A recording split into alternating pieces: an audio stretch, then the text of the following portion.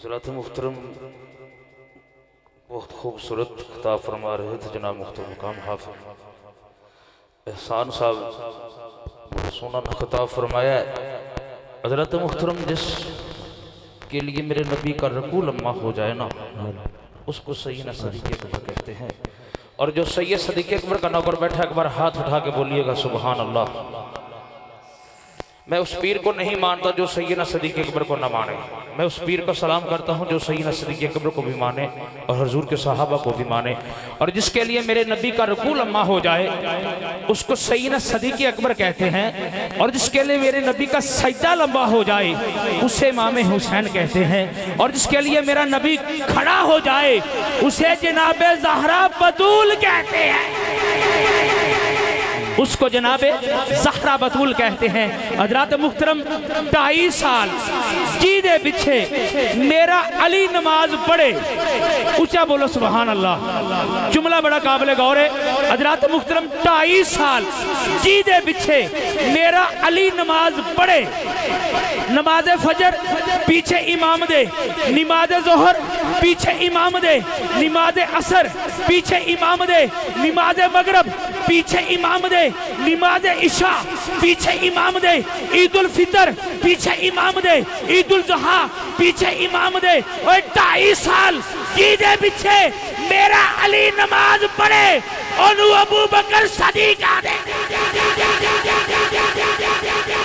انہوں ابو بکر صدیق آدھے نے، اور 2.5 سال دی صبح تو لے کے قیامت دی صبح تک جنہوں میرا ابو بکر مولا آکھے انہوں علی آدھے نے، انہوں جناب علی آدھے نے، اور سائیاں دا فرمانے کہ جنت 8 بوئے نے، کسی نے ایک دروازے جو آواز آوے گی، کسی نے دوسرے دروازے جو آواز آوے گی، کسی نے تیسرے دروازے جو آواز آوے گی، کسی نے چوتھے تے 5ویں دروازے جو آواز آوے گی، کسی نے 5ویں تے 6ویں دروازے جو آواز آوے گی، کسی نے 7ویں دروازے جو آواز آوے گی۔ بارگاہ مصطفیٰ میں صحابہ اکرام نے ہاتھ باندھ کے عرض کیا آقا کون سی ایسی شخصیت ہے جس کو جنت کے 8 دروازوں سے آواز آئے گی؟ میرے نبی نے فرمایا صحابہ جنت کے 8 دروازوں سے، اور میرے ابو بکر صدیق آواز جنت کے 8 دروازوں سے میرے ابو بکر صدیق کو آواز آئے گی۔ حضرات محترم کچھ بے ایمان سیدنا صدیق اکبر کو بھونکتے ہیں، ایک جملہ میں آپ کی نظر کر دیتا ہوں۔ بارگاہ مصطفیٰ میں میرے پاک فاروق اعظم دی بارگاہ ایک مائی آگی، آگے عرض کر دیئے سونیا تیل لین چلی سا، ٹھڈا لگ گئے، زمین تے گر گئیاں، شیشی ٹوٹ گئی ہے، تیل رڑ گیا ہے، مالک بڑا ڈاڈا ہے، مارے گا بڑا، کچھ رقم دے وہ، پیسے دو وہ، تیل خریدا۔ میرے پاک فاروق اعظم نے اس اماں نو پیسے نہیں دیتے، سن میرے پاک فاروق اعظم کی مقام میں، پھر میرے پاک فاروق اعظم نے فرمایا اماں چل میرے نال، اماں اگے اگے، پاک فاروق اعظم پیچھے پیچھے، اماں زمین دے ٹوٹے تے اشارہ کر کے آندی ہے ایتھے ڈگی سا، ایتھے شیشی ٹوٹی ہے، ایتھے تیل رڑی ہے۔ میرے پاک فاروق اعظم نے زمین نو ٹھڈا مار کے آکھیا زمین نے تیل بار کٹ، اگر زمین پوچھ دیئے ٹھڈا مارن والیا تو کون ہے؟ میرے پاک فاروق اعظم نے چپ، تینوں پتہ نہیں زہرا دے، تینوں پتہ نہیں زہرا دے، نوکران دا رب کعبہ دی عزت دی قسمیں زمین دا سینہ پھٹیا، تیل دا پیمانہ باہر آیا۔ میرے پاک فاروق اعظم نے فرمایا اماں بار لے بار لے بار لے، میں نہ سنیا حضور دے مراد وچ بیٹھے اپنی ایمانداری نہ فیصلہ کری، کیڑا پاک فاروق اعظم ایک مائی دا حق اے زمین نو نہیں کھان دیندا، وہ محمد دی بیٹی دا حق کیویں کھان دے گا؟ ہاتھ اٹھا کے بول تینوں پتہ نہیں زہرا، کہ تینوں پتہ نہیں زہرا دے نوکراں دا، تینوں پتہ نہیں زہرا دے نوکراں دا۔ حضرات جس کی ماں نے دودھ پلاتے ہوئے گود میں بٹھا کر یہ جملہ سکھایا تھا وہ ہاتھ اٹھا کے بولے گا، ہاتھ اٹھا کے بول تینوں پتہ نہیں زہرا دے، نوکراں تینوں پتہ نہیں زہرا دے، اے تینوں پتہ نہیں زہرا دے کچھ لوگ میں نو آدھے نے میاں سڑک پر شریف نہ جایا کر، کچھ لوگ آدھے نے ثانی سرکار کو جایا کر، کچھ لوگ میں نو آدھے نے سدرہ شریف نہ جایا کر۔ آخری جملہ میں تواڈی نظر کر دینا حضرات محترم، میرا پیر مہر علی شاہ گولڈا شریف دا بادشاہ آپ پنڈی دے سٹیشن دے کھڑے نے، دو انگریز میرے پیر دے قدمہ جا گیا آگے آکے پوچھ دینے بابا تیرے ہاتھ وچ کیے؟ میرے پیر نے فرمایا تیرے ہاتھ وچ کیے؟ میرے پیر نے فرمایا تیرے ہاتھ وچ کیے؟ انگریز کہندہ ہے بابا میرا عذار ہے۔ میرے پیر نے فرمایا اے میرا عذار ہے۔ انگریز آندہ ہے بابا تیرے عذار دا کی کمال ہے؟ میرے پیر نے فرمایا تیرے عذار دا کی کمال ہے۔ انگریز نے کٹی میگزین، حضرات توجہ میں رکھنا، انگریز نے کٹی میگزین اس نو کیتا لوڈ، سامنے ایک درخت پرندہ بیٹھا سی، وہ دی طرف نشانہ تکیا، وہ جا پرندے دے لگا، پرندہ گر کے زمین تے آ گیا۔ انگریز کہندہ ہے بابا ویکھا ہی میرا کمال؟ میرے پیر نے فرمایا تیرا کمال ہی کو نہیں، ہن ساڈا کمال ویکھی۔ پیر مہر علی شاہ صاحب نے وہ تسبیح پکڑی، اس پرندے دے قریب چلے گئے، وہ دی اتو پڑے لا الہ الا اللہ محمد رسول اللہ، وہ پرندہ زندہ ہو کے آسمان دی طرف اڑ گیا۔ انگریز میرے بابے دے قدم پھڑ کے آندہ ہے اوے بابا تیرا نا کیے؟ بابے فرمایا چپ تینوں پتہ نہیں زہرا، تینوں پتہ نہیں زہرا دے تینوں پتہ نہیں زہرا دے، تینوں پتہ نہیں زہرا، اوے تینوں پتہ نہیں زہرا دے۔ حضرات محترم آخری جملہ، پیر سید جماعت علی شاہ صاحب مدینے دا بازار ہے، مدینے دے چوک سے بیٹھے نے، اچانک کتا پیر سید جماعت علی شاہ دے کولوں دی گزریا، مریدہ کتے نو بٹا ماریا، کتا زخمی ہو گیا، کتا ٹونگ ٹونگ کردا پا گیا۔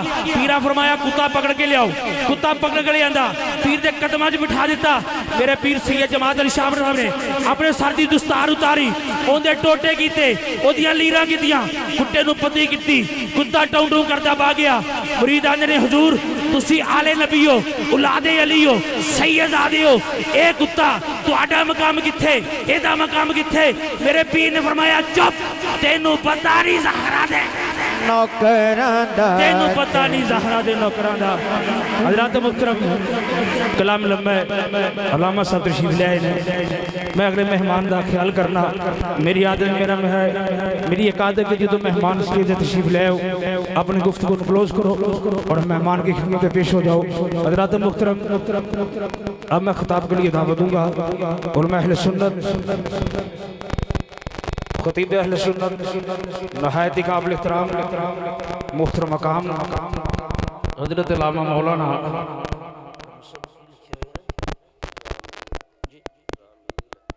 ماشاءاللہ حضرت علامہ مولانا قاری محمد زامین الطاف قادری صاحب تشریف لاتے ہیں اور اپنے خطاب سے ہمارے دلوں کو منور فرماتے ہیں۔ نعرہ تکبیر، ہاتھ اٹھا کے بول میرا بھی نعرہ تکبیر۔ اللہ سونے جڑا نعرہ تکبیر تے ہاتھ اٹھا کے بولے ایسے سال مسافر مدینہ بن جائے نعرہ تکبیر۔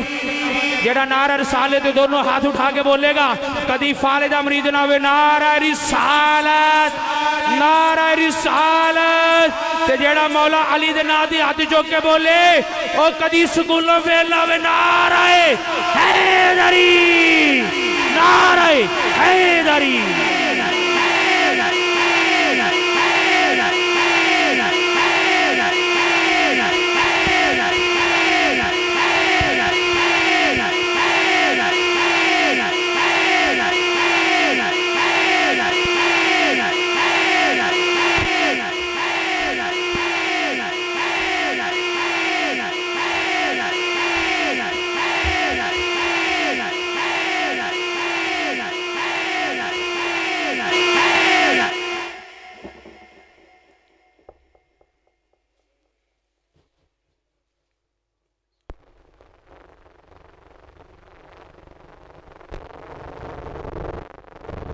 رب اشرح لي صدري ويسر لي أمري واحلل عقدة من لساني يفقهوا قولي الحمد لله وحده والصلاة والسلام على من لا نبي بعده وعلى آله وأصحابه الذين أوفوا العهد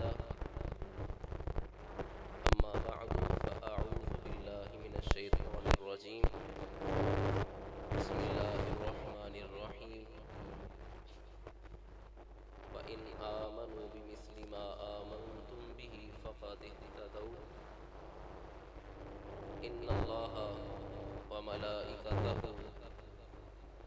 يصلون على النبي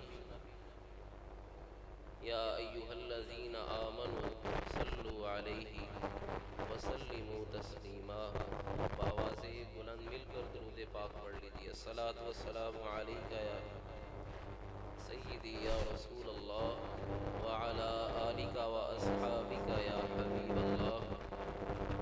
الصلاۃ والسلام علیک یا سیدی یا رحمت للعالمین وعلی آلک واصحابک یا خاتم النبیین. مولاي صل وسلم دائما ابدا على حبيبك خير الخلق كلهم محمد ذكره روح لأنفسنا محمد شكره فرض على الأمم. يا ربي بالمصطفى بلغ مقاصدنا واغفر لنا ما مضى يا واسع الكرم. اللہ جل وعلا تبارک و تعالی کی حمد و ثنا اور حضور نبی مکرم نور مجسم احمد مجتبی جناب محمد مصطفیٰ صلی اللہ علیہ وآلہ وسلم کی بارگاہ میں ہدیہ درود و سلام عرض کرنے کے بعد محترم سامعین و حاضرین السلام علیکم ورحمۃ اللہ وبرکاتہ. اللہ رب العزت کی توفیق سے، اس کی عنایت سے، اسی کے بندوں کی اور چنے ہوئے بندوں کی محبت میں سجائی گئی اس محفل پاک میں ہم سب حاضر ہیں. رب تعالی ہمیں اس کا بہترین اجر دنیا قبر اور آخرت میں عطا فرمائے. جن احباب نے اس محفل پاک کا انعقاد کیا ہے جناب صدیق احمد صاحب، نذیر احمد صاحب، سلیم احمد صاحب اور جناب ندیم احمد صاحب برادران نے اہل خانہ نے اس محفل پاک کا اہتمام کیا ہے. رب تعالی سب کی صفت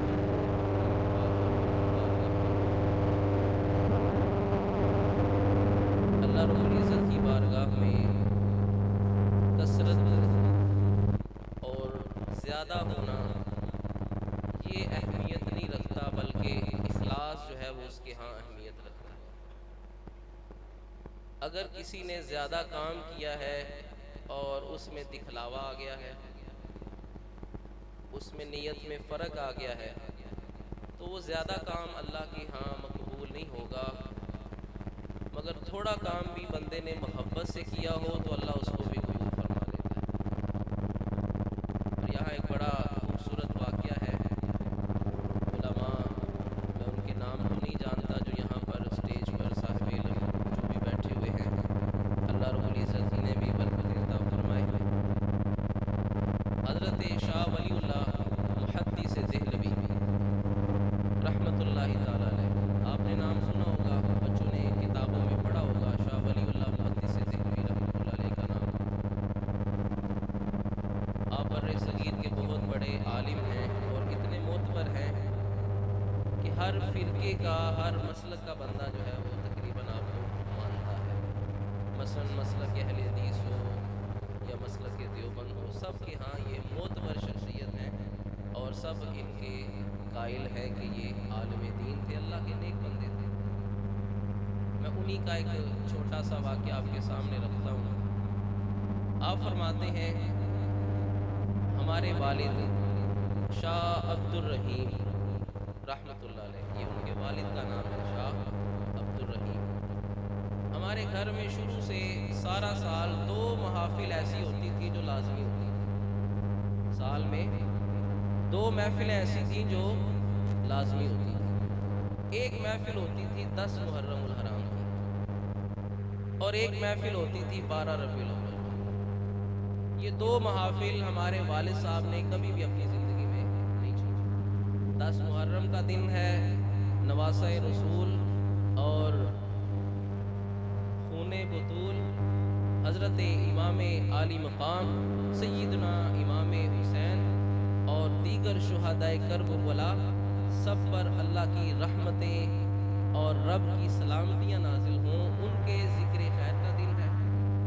اور 12 ربیع الاول وہ آپ صلی اللہ علیہ وسلم کی ولادت کا دن ہے، تو یہ دو محافل ہمارے گھر میں ضرور ہوتی تھی۔ ایک سال ایسا آیا کہ ہمارے والد صاحب کے پاس اتنی گنجائش تو نہیں تھی کہ وہ پہلے کی طرح 12 ربیع الاول کو لنگر پکاتے، لوگوں میں تقسیم کرتے، محفل کا اہتمام کرتے۔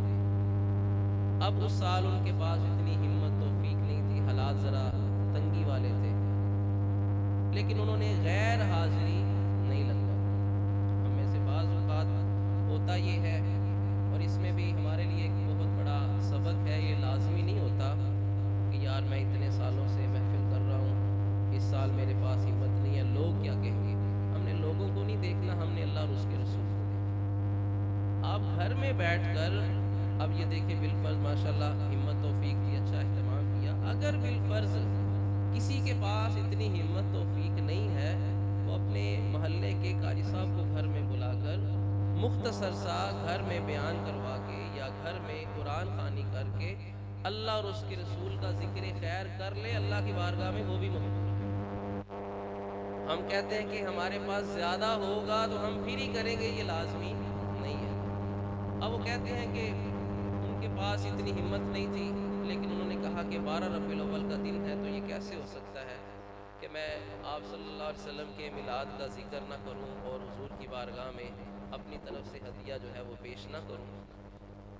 تو میرے والد صاحب نے چند روپے کے، اس وقت روپے کی بھی بڑی ویلیو تھی، یعنی آج کے دور کے مطابق اگر بات کی جائے، چند روپے کے چنے لیے بھنے ہوئے، ان پر میلاد شریف پڑھا اور بچوں میں محلے میں تقسیم کر دیا۔ اب جس وقت رات ہوئی اور دل میں یہ خیال تھا کہ میں تو پہلے بہت اہتمام کرتا تھا 12 ربیع الاول کو، لیکن اس 12 ربیع الاول کو میں اچھا اہتمام نہیں کر سکا، پتہ نہیں یہ بھنے چنے بھی اللہ کی بارگاہ میں قبول ہوئے ہیں یا نہیں ہوئے۔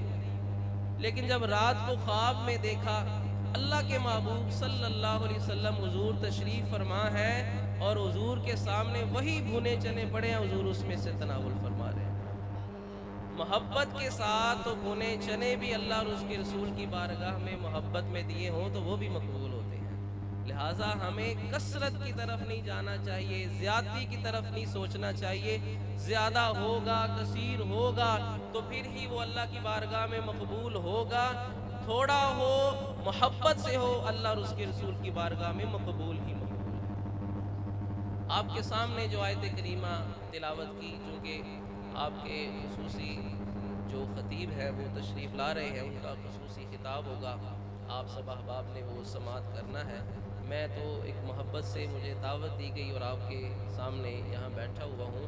اللہ رب العزت آپ کی محبت، میرا آنا اپنی بارگاہ میں قبول فرمائے۔ جو میں بیان کروں، جو ہم سب سنیں، اللہ رب العزت ہم سب کو اس پر عمل کی توفیق عطا فرمائے۔ آپ جس وقت مدینہ منورہ میں تشریف لائے ہجرت کر کے، مدینے میں یہودی رہتے تھے، 3 قبیلے تھے یہودیوں کے۔ اب انہوں نے یہ کہا ہمارے پاس کتاب موجود ہے، آپ قرآن کہتے ہیں کہ قرآن کو مانو، ہمارے پاس تورات موجود ہے۔ آپ کہتے ہیں مجھے اللہ کا نبی مانو، ہمارے پاس موسیٰ ہے، ہم موسیٰ کو ماننے والے ہیں۔ ہم اللہ کے بڑی محبوب قوم ہیں، لاڈلی قوم ہیں، نہ ہمیں آپ کی کتاب کی ضرورت ہے اور نہ ہی ہمیں آپ پر ایمان کی ضرورت ہے، ہم آپ کے بغیر بھی اللہ کے محبوب ہیں۔ لیکن رب تعالیٰ نے کیا ارشاد فرمایا؟ ایک جواب رب تعالیٰ نے یہ دیا، قُلْ إِن كُنتُمْ تُحِبُّونَ اللَّهَ فَاتَّبِعُونِي يُحْبِبْكُمُ اللَّهُ۔ محبوب ان سے یہ کہہ دیں، یہ دعویٰ کرتے ہیں کہ یہ اللہ سے محبت کرتے ہیں، لیکن تب تک اللہ ان سے محبت نہیں کرے گا جب تک کہ یہ آپ کے ہاتھ پہ ہاتھ نہ رکھ دیں گے۔ آپ کے ذریعے سے جب میری بارگاہ میں آئیں گے تو پھر ہی ان کی عبادت بھی قبول ہوگی، پھر بھی ان کا ایمان قبول ہوگا۔ دوسری بات جو ان کو ارشاد فرمائی رب تعالیٰ نے فرمایا فَإِنْ آمَنُوا بِمِثْلِ مَا آمَنْتُمْ بِهِ فَقَدِ اهْتَدَوْا۔ تم یہ کہتے ہو کہ ہم ہدایت پر ہیں، ہمارے پاس تورات ہے، ہمارے پاس موسیٰ ہے، لیکن ہدایت پر تبھی ہوگے جب اللہ کے محبوب پر ویسا ایمان لاؤ گے جیسے حضور کے صحابہ ایمان لے کر آئے، جیسا ان کا ایمان ہے تمہارا ایمان جب ان کے ایمان جیسا ہوگا اللہ کی بارگاہ میں پھر ہی مقبول ہوگا۔ اب ہم نے یہ دیکھنا ہے حضور کے صحابہ کا ایمان کیسا تھا، حضور کے صحابہ کو حضور سے محبت کیسی تھی۔ حضرت ابو ایوب انصاری رضی اللہ تعالی عنہ، آپ جانتے ہیں کہ ان کا لقب کیا ہے؟ ان کو کیا کہا جاتا ہے؟ ان کو کہا جاتا ہے میزبان رسول صلی اللہ علیہ وسلم۔ یہ چھوٹا لقب نہیں ہے، میں یہاں آیا ہوں، آپ احباب نے میری میزبانی کی ہے، مہمان نوازی کی ہے، اچھا سلوک کیا ہے، آپ نے سمجھا کوئی خطیب صاحب آ رہے ہیں، آپ نے سمجھا کوئی میرے علاوہ اور کوئی اللہ کا نیک بندہ بالفرض یہاں پر آئے، کوئی پیر صاحب آئے، کوئی بھی نیک شخصیت، آپ میزبانی کرتے ہیں، وہ مہمان ہوتے ہیں، آپ ان کی خدمت کرتے ہیں۔ اب کہاں آپ کی میزبانی اور کہاں ابو ایوب انصاری کی میزبانی؟ کیا اس سے بڑھ کر بھی کوئی مہمان کائنات میں ہو سکتا ہے؟ رسول اللہ صلی اللہ علیہ وسلم سے بڑھ کر بھی کائنات میں کوئی مہمان ہو سکتا ہے اور کسی کی اتنی مہمان نوازی ہو سکتی ہے؟ آپ نے اللہ کے محبوب صلی اللہ علیہ وسلم کو اور خود بھی نہیں بلایا، کیونکہ چاہتا تو ہر غلام تھا، آپ کا ہر غلام یہ چاہتا تھا مدینہ منورہ کا کہ حضور میرے گھر آئے، حضور میرے گھر تشریف لائے، حضور میرے گھر میں ٹھہریں، لیکن یہ اللہ اور اس کے رسول کی مرضی تھی، یہ اللہ کا جہاں حکم ہونا تھا وہیں پر آپ نے ٹھہرنا تھا۔ اب محبت کتنی ہے، ادب کتنا ہے، جب حضور تشریف لائے، آپ کا جو گھر تھا وہ 2 منزلہ تھا، ایک منزل نیچے ہے، ایک اس کے اوپر ہے۔ اب حضور سے پوچھا حضور آپ کون سی منزل پسند کریں گے؟ حضور فرماتے ہیں کہ چونکہ لوگ آ رہے ہیں ملنے کے لیے، مسلمان ہونے کے لیے، ملاقات کرنے کے لیے، تو اوپر آنا جانا ذرا مشکل ہوگا، میں نیچے والا جو کمرہ ہے، نیچے والی رہائش وہ اختیار کروں گا۔ اب حضور نیچے کمرے میں حضور تشریف فرما ہوئے، رات کا وقت ہے، سردیاں بھی ہیں، ہوا کیا؟ اب وہ کچی چھتیں ہوتی تھی، پکی چھتیں تو نہیں ہوتی تھی جس طرح آج لینٹر ہے، کچی چھت ہوتی تھی، اوپر رات کو جو پانی کا برتن تھا وہ گر گیا، پانی چھت کے اوپر گر گیا۔ اب ان کو یہ ڈر تھا کہ کہیں چھت سے پانی ٹپک کر نیچے حضور پر نہ گر جائے۔ اب اپنی وہ رضائی، سردیاں تھیں، اپنی وہ جو رضائی اوپر سردی سے بچنے کے لیے لینے کے لیے تھی وہ زمین پر پھینک دی تاکہ یہ رضائی اس کی جو روئی ہے وہ پانی جذب کر لے۔ اس گھر میں اس جو چھت تھی اس کمرے کی، اس کے سینٹر میں نہیں لیٹے، دیواروں کے ساتھ چپک کر لیٹے، پتہ نہیں نیچے کہاں پر حضور تشریف فرما ہوں گے، میں کہیں حضور کے اوپر ہی نہ آ جاؤں۔ یعنی حالانکہ چھت کا فرق ہے۔ جب اگلا دن ہوا عرض کی حضور ہم ساری رات نہیں سوئے، حضور آپ اوپر تشریف لے جائیں۔ آپ صلی اللہ علیہ وسلم نے فرمایا کیوں، کیا ہوا؟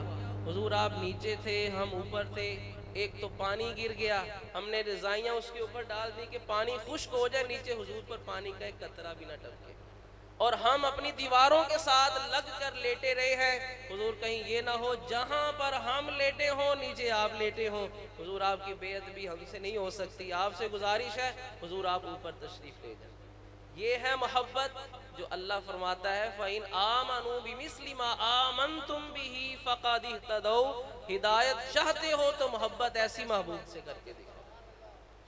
آپ نے مشہور صحابی ہیں، آپ نے ان کا نام سنا ہوگا، حضرت جابر بن عبداللہ الانصاری۔ ہمارے بزرگوں نے ضرور وہ واقعہ سنا ہوگا کہ ان کی کھجوروں کا باغ تھا اور حضور تشریف لائے، حضور نے وہاں دعا کی، لوگوں میں کھجوریں تقسیم کرتے رہے اور کھجوروں سے ان کا قرض ادا ہو گیا، لیکن کھجوریں ختم نہ ہوئی۔ یہ مشہور واقعہ ہے، آپ نے ان کا تو نام سنا ہوگا لیکن ان کے والد کا آپ نے تذکرہ نہیں سنا ہوگا۔ بات یہ ہے کہ جیسا والد ہو پھر اولاد بھی ویسے ہی ہوتی ہے، جب تربیت اچھی ہو ماں باپ کی طرف سے تو اولاد بھی پھر ان کا کردار، ان کا اخلاق بھی اچھا ہوتا ہے۔ تو اس میں ہمارے نوجوانوں کے لیے بڑی نصیحت ہے، آپ کا اخلاق، آپ کی اقدار ایسی ہونی چاہیے کہ جب کوئی آپ کو دیکھے آپ کی اچھی تربیت کی وجہ سے وہ یہ کہے کہ پتہ نہیں کس نیک ماں باپ کی اولاد ہے. یہ نہ ہو کہ آپ کی وجہ سے آپ کے ماں باپ کو وہ گالی دے کہ پتہ نہیں کس کا ہے. یہ ہمارے اوپر یہ لازم ہے، ہماری وجہ سے لوگ ہمارے والدین کی تعریف کریں، نہ یہ کہ ہماری وجہ سے لوگ ہمارے والدین کو گالیاں دیں. ہم پر یہ لازم ہے اولاد کی تربیت اچھی کریں، اور جو ہم میں سے والدین والے ہیں یا کوئی بھی ہے، ایک اچھا مسلمان ہونے کے ناطے اس کے لیے لازم ہے کہ اس کے اخلاق اچھے ہونے چاہیے. اب حضرت جابر بن عبداللہ، ان کے جو والد تھے ان کا نام ہے عبداللہ بن عمر. اب آپ اندازہ کریں حضور سے محبت کا انداز کیا ہے. گھر میں کھانا بنایا، دودھ میں کچھ چاول یا جو وغیرہ ڈال کر ایک کھانا بناتے تھے، جس طرح آپ ہماری زبان میں کہہ لیں کوئی دلیا وغیرہ بنایا ہوگا. اپنے بیٹے سے کہا جابر جاؤ اور حضور کی بارگاہ میں پیش کر کے آؤ. اب وہ برتن ہاتھوں میں ہے، اوپر کپڑا ڈالا ہوا ہے، اور یہاں کپڑا ڈالنے سے بھی مجھے وہ ایک حدیث پاک یاد آ گئی. آپ نے دیکھا ہوگا، سنا ہوگا، ہمارے بزرگ یہ کہا کرتے ہیں کہ خاص کر دودھ جب اس کو اوپر سے ڈھانپ لو، اس کو ننگا نہ رکھو. یہ کچھ باتیں ایسی ہوتی ہیں جو ہم نے بزرگوں سے سنی ہوتی ہیں، ہم سمجھتے ہیں کہ یار خیر وڈیاں نہیں گلنا، بس انہوں نے پاس سے ہی کہی ہوگی، یہ لازمی نہیں ہے. میں نے ایک مرتبہ دودھ اپنے ساتھ ہمسائے ان کے پاس جانور تھے، ان سے دودھ لیا، تو انہوں نے کہا حافظ صاحب اس کو اوپر سے ڈھک لینا تھا. میں نے کہا کوئی نہیں، ساتھ ہی گھر ہے، بالکل کون سا مسئلہ ہے. چند دن بعد میں نے حدیث پاک پڑھی، آپ صلی اللہ علیہ وسلم کی بارگاہ میں ایک شخص آیا دودھ لے کر، برتن کھلا ہوا تھا، اوپر سے ڈھانپا ہوا نہیں تھا.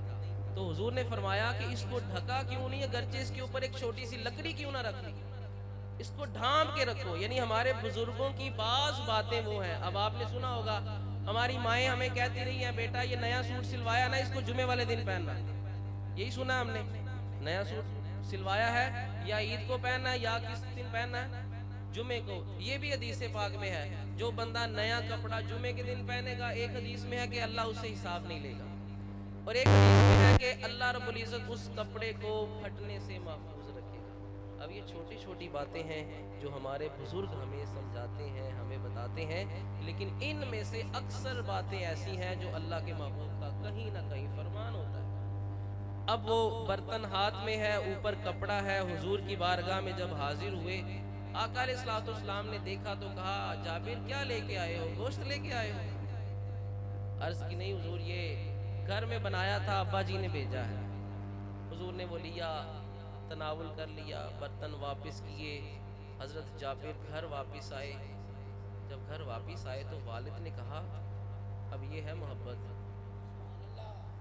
آپ نے ذرا اس میں باریکی سے دیکھنا ہے. حضرت جابر کے والد نے کہا جابر جب حضور کی بارگاہ میں وہ برتن لے کر گئے حضور نے کیا کہا؟ تو بیٹے نے کہا ابا جی جب میں برتن لے کر گیا، حضور نے جب دور سے دیکھا، حضور نے کہا جابر کیا لے کے آئے ہو، گوشت لے کے آئے ہو؟ میں نے کہا نہیں حضور یہ تو کوئی دودھ کی اور اس کی گندم کی بنی ہوئی کوئی چیز ہے، وہ آپ کی بارگاہ میں لے کر آئے ہو. اب یہ دیکھیں محبت، ہمیں دن میں 5 وقت اذان کے ذریعے سے، الفاظ کے ذریعے سے بلایا جاتا ہے، حی علی الصلاۃ، آؤ نماز کی طرف. ہمیں سمجھ نہیں آتی. یہ ہے وہ محبت جس کا اللہ نے حکم دیا ہوا ہے. اب حضور نے کوئی چیز مانگی تو نہیں نا، ویسے ہی آگے واپس. یہ ہے محبت. حضرت جابر کے والد کہنے لگے حضور نے یہ جو جملہ بولا ہے نا کہ جابر گوشت لے کے آئے ہو، لگتا ہے حضور کا جی چاہ رہا تھا گوشت کھانے کو. گھر میں ایک ہی بکری تھی، کہا جابر فوراً اس کو ذبح کر. اس کا گوشت بھون کر حضور کی بارگاہ میں بھیجا. جب حضور کی بارگاہ میں پہنچے، آقا علیہ الصلوۃ والسلام نے فرمایا جابر ابھی تو کچھ لے کر آئے تھے، یہ کیا لے کر آ گئے ہو؟ عرض کی حضور آپ کا جو جواب تھا وہ جا کر ابا جی کو بتایا ہے تو ان کو پتا چل گیا، اشارے سے پتا چل گیا کہ میرے محبوب کا جی چاہ رہا ہے میں اس وقت گوشت کھاؤں. وہ گھر میں ایک ہی بکری تھی چھوٹی سی، والد نے وہ بھی ذبح کر دی. کیوں؟ کہ بس اشارہ مل گیا محبوب کی چاہت کیا ہے. یہ ہے محبت. ہمیں اشارہ تو دور کی بات ہے، ہمیں واضح الفاظ میں دن میں 5 وقت بلایا جاتا ہے. آ جاؤ کامیابی کی طرف، آ جاؤ نماز کی طرف، ہمیں واضح الفاظ میں بلایا جاتا ہے، لیکن ہم پھر بھی اس محبت کو نہیں سمجھتے۔ حالانکہ اس محبت میں بھی کیا ہے، نماز پڑھنے سے رب تعالیٰ کی شان میں نہ اضافہ ہوتا ہے نہ کمی ہوتی ہے۔ اس نماز سے ہوتا کیا ہے، حضور فرماتے ہیں جب تم نماز کے لیے کھڑے ہوتے ہو تمہارے جو گناہ ہوتے ہیں فرشتے تمہارے کندھوں کے اوپر رکھ دیتے ہیں، جب رکوع کے لیے جھکتے ہو تو تھوڑے بہت گناہ جو ہے وہ نیچے گر جاتے ہیں، جب پھر سجدے کے لیے جھکتے ہو سارے گناہ ہی نیچے گر جاتے ہیں۔ یہ تو اللہ نے بخشش کا بہانہ بنایا ہوا ہے، رب کو ہمارے سجد و نمازوں کی کوئی حاجت نہیں ہے، یہ ہمارے اپنے فائدے کے لیے ہے۔ ہم زندگی میں دنیا میں روزانہ جو ہماری زبان سے الٹے سیدھے کلمات نکل جاتے ہیں، کسی کے ساتھ کمی بیشی ہو جاتی ہے، زیادتی ہو جاتی ہے، یہ سارے معاملات ہمیں صاف کرنے کے لیے، صفائی کا اہتمام کرنے کے لیے یہ اللہ نے ہم پر نماز لازم قرار دی ہے۔ اب حضور سے محبت ہونی چاہیے تو ایسی ہونی چاہیے، اشاروں سے سمجھ آ جانی چاہیے محبوب کو کیا چاہیے۔ اب جس وقت اللہ کے محبوب کے ساتھ اس قدر محبت کا اظہار کیا، اب اللہ اور اس کے رسول نے جزا کیا دی، بدلہ کیا دیا؟ کچھ عرصے کے بعد غزوہ احد ہوئی، حضرت جابر کے جو والد تھے وہ شہید ہو گئے اس جنگ میں۔ تھوڑے عرصے بعد آپ صلی اللہ علیہ وسلم نے حضرت جابر کو دیکھا، دیکھ کر کہا جابر بڑے پریشان لگتے ہو۔ عرض کی دو پریشانیاں ہیں، ایک تو اس لحاظ سے پریشانی ہے ابا جی شہید ہو گئے ہیں اللہ کی راہ میں، اور میری 9 بہنیں ہیں، اکیلا بھائی ہوں، اکیلا بھائی اور 9 بہنیں ہیں ہماری، اور سب کی سرپرستی مجھ پر ہے، سب کا نکاح بھی کرنا ہے۔ اور آپ اندازہ کریں حضرت جابر نے کنوارا ہونے کے باوجود ایک ایسی عورت سے نکاح کیا جس کو پہلے طلاق ہو چکی تھی۔ یہ کس لیے قربانی دی؟ یہ اپنی بہنوں کے لیے قربانی دی۔ یہی ہمارے اسلام نے ہمیں سکھایا ہوا ہے۔ حضور نے فرمایا جس کی 3، 2 یا 1 بھی بیٹی ہو، جس کی 3، 2 یا 1 بھی بہن ہو، اور ان کی اچھی تربیت کر کے ان کا نکاح کر دے، قیامت کے دن وہ بہنیں اور وہ بیٹیاں اس بندے کو جہنم میں نہیں جانے دیں گے۔ یہ آج جگہ جگہ جو باپ اور بھائی اپنی بہنوں یا بیٹیوں کے لیے مارا پھرتا ہے، یہ ساری اس رحمت للعالمین کی ہم پر کرم نوازی ہے کہ بھائی کو اپنی بہن کی فکر ہوتی ہے۔ باپ کو کہہ دینا ماشاءاللہ جی آپ کو تو اللہ نے بڑا دیا ہے، حج کر رہے ہیں، تو کیا کہتے ہیں؟ بس یار ایک بیٹی رہ گئی ہے اس کی ذمہ داری اتارو۔ یعنی آج ہمارے ذہنوں میں اس گھر کی زیارت کا شوق کس کو نہیں ہے؟ لیکن یہ جو محبت ہے بیٹیوں کی، بہنوں کی، عورت کو جو عزت دی ہے اللہ اور اس کے رسول نے، یہ صرف اسلام کا ہی خاصہ ہے۔ اب کہتے ہیں کہ میرے والد صاحب شہید ہو گئے غزوہ احد میں، والد کے جانے کا بڑا دکھ ہے، پہلے وہ ہمیں سنبھالتے تھے، اور جس وقت والد شہید ہوئے اس وقت ان کی عمر 18 سال تھی، 9 بہنیں ہیں، اور دوسرا دکھ یہ ہے کہ والد پر قرضہ بڑا تھا۔ اب آپ دیکھیں جو اللہ اور اس کے رسول کے ساتھ وفا کرتا ہے نا، تو کی محمد سے وفا تو نے تو ہم تیرے ہیں۔ یہ جہاں چیز ہے کیا؟ ہم سمجھتے ہیں جہاں بہت بڑی چیز ہے، تو کہتے ہیں یہ جہاں چیز ہے کیا؟ لوح و قلم تیرے ہیں، تو جیسا کہتا جائے گا رب ویسے ہی لکھتا جائے گا۔ اب والد کی محبت کیسی تھی آپ نے دیکھ لی کہ صرف اشارے سے سمجھ لیا حضور چاہتے کیا ہیں اور سب کچھ پیش کر دیا۔ لیکن قرآن میں رب فرماتا ہے حل جزاء الاحسان الا الاحسان، نیکی کا بدلہ نیکی ہی ہوا کرتی ہے۔ جو اللہ اور اس کے رسول کے ساتھ احسان کرے تو اللہ اور اس کا رسول کیسے احسان کا بدلہ نہ چکائے۔ حضور 2 پریشانیاں ہیں، ایک تو والد کی پریشانی ہے، دنیا سے چلے گئے، رخصت ہو گئے، شہید ہو گئے۔ دوسری پریشانی قرض کی ہے، حضور نے فرمایا جابر میں تیری دونوں پریشانیاں دور کر دیتا ہوں۔ پہلی پریشانی تجھے یہ ہے والد دنیا سے چلے گئے، تجھے یہ دکھ ہے کہ دنیا سے چلے گئے، اب تجھے میں خوش نہ کروں۔ جتنے بھی لوگ غزوہ احد میں شہید ہوئے، تقریباً 70 صحابہ شہید ہوئے ہیں غزوہ احد میں، آپ نے فرمایا جتنے بھی غزوہ احد میں شہید ہوئے ہیں اللہ نے ان سے کلام کیا ہے، اللہ نے ان سے ملاقات کی ہے، لیکن پردے अल्लाह ने उनसे मुलाकात पर्दे में की है। वाहिदुन 70 में तेरा बाप है, अल्लाह ने बगैर पर्दे से उसके मुलाकात की है। ये अल्लाह ने जजा दी है।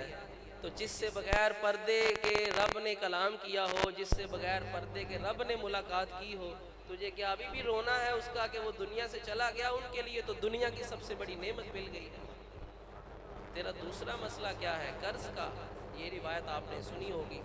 हुजूर ने फरमाया जब तुम्हारे बाग का फल आ जाए तो तुमने अपने सारे कर्ज खा जो है, जिनका तुमने कर्ज देना है, तुम्हारे बाप ने कर्ज देना है, उन सबको बुला लेना है और तब तक उनको कुछ भी नहीं देना जब तक मैं नहीं आ जाता।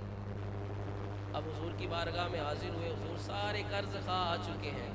हुजूर तशरीफ लाए, वो जो खजूरों का ढेर सामने पड़ा हुआ था, आपने अल्लाह की बारगाह में बरकत की दुआ की। ये हमारे हाथ जो है साहबा की आदत थी।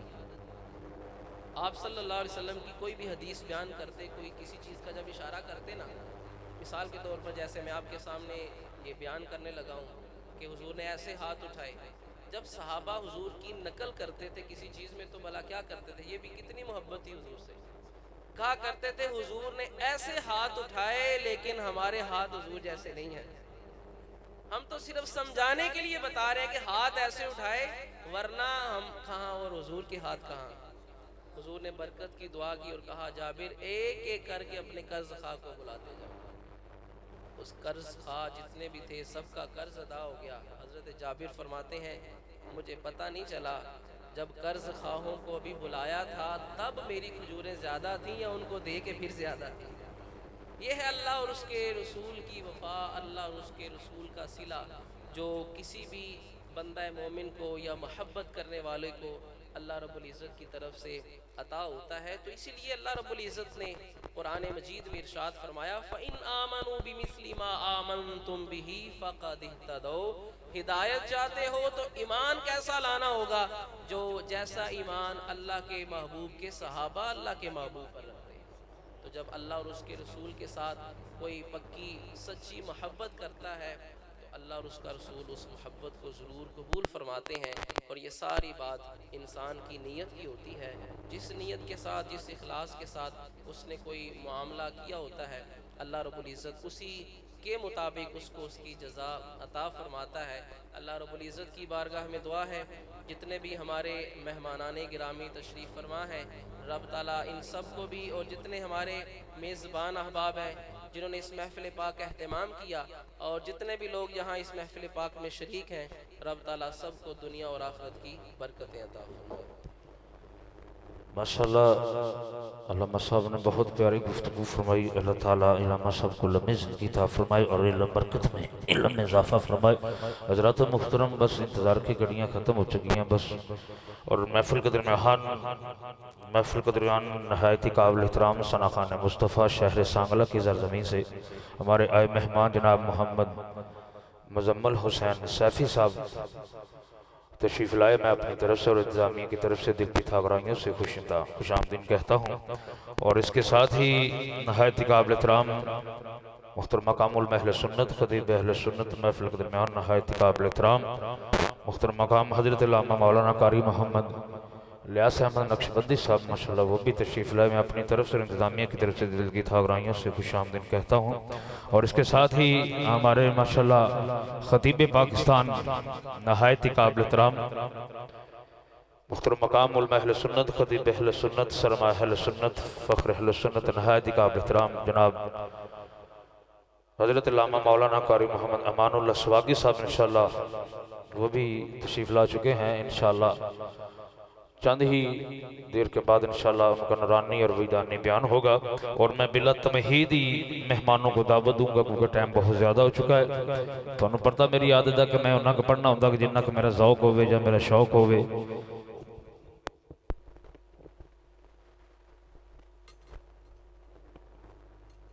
और मुख्तर मकाम नहायत काबिल एहतराम हमारे मुअज़्ज़ज़ मेहमान जनाब उस्ताद राना मोहम्मद सलमान अली साहब तशरीफ़ लाए।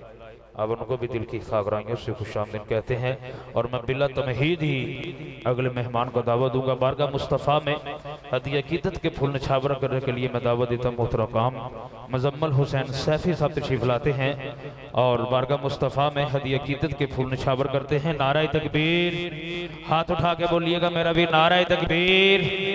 اب تھوڑا سا زور اور لگا دی، نعرہ تکبیر، نعرہ رسالت، نعرہ رسالت، نعرہ رسالت۔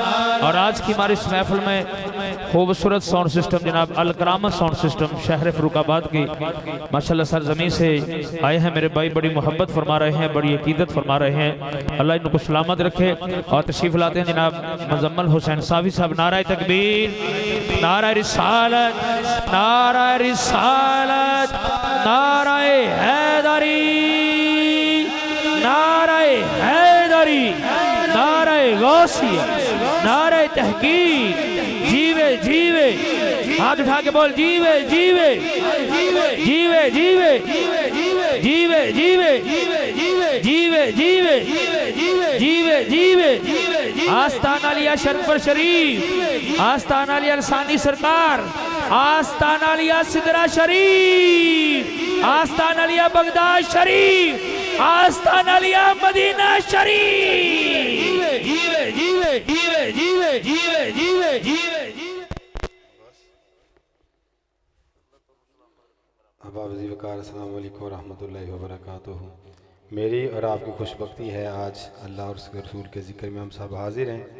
مبارکباد پیش کروں گا جناب عزت مآب بھائی محمد حافظ عتیق صاحب اور بھائی محمد سیٹھ تنویر صاحب اور جناب قبلہ سلمان صاحب، ہمارے مہمان تشریف لائے، جتنے بھی مہمانان گرامی تشریف لائے اسٹیج پہ، علماء کرام ہمارے ماشاءاللہ سروں کا تاج ہے، اللہ سلامت رکھے۔ بھائی محمد تنویر حاکم صاحب، آپ نے حکم کیا، محبتوں کا شکریہ۔ میں سب کے نام تو نہیں جانتا، لیکن ہمارا یہ ایمان ہے جن کی یہ محفل ہے وہ ہمارے ناموں سے بھی واقف ہے، ہمارے کاموں سے بھی واقف ہے۔